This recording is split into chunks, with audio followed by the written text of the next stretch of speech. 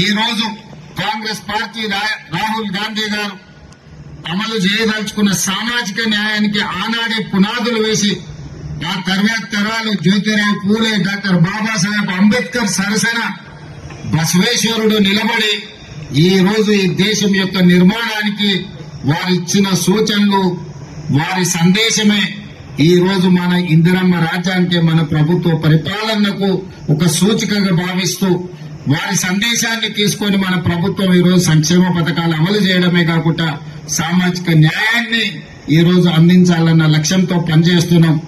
నాకు ముఖ్యమంత్రిగా బసవేశ్వరుడి విగ్రహావిష్కరణ, వారి జయంతి సందర్భంగా కూడా నేను రవీంద్ర భారతిలో మిమ్మల్ని అందరినీ కలుసుకోవడం జరిగింది. వారి స్ఫూర్తిని మనం చర్చించుకోవడం జరిగింది. భవిష్యత్తులో కూడా మన ప్రభుత్వం తప్పకుండా బసవేశ్వరుడి సూచనలను, వారి ఇచ్చిన సందేశాన్ని తీసుకొని ముందుకు వెళ్తుందని తెలియజేస్తూ మరొక్కసారి ఇంత అద్భుతమైన బసవేశ్వరుడి విశ్వగురు బసవేశ్వరుడి విగ్రహాన్ని ఆవిష్కరించిన ప్రతి ఒక్కరికి మనస్ఫూర్తిగా అభినందనలు తెలియజేస్తూ మీ అందరి దగ్గర సెలవు తీసుకుంటున్నా.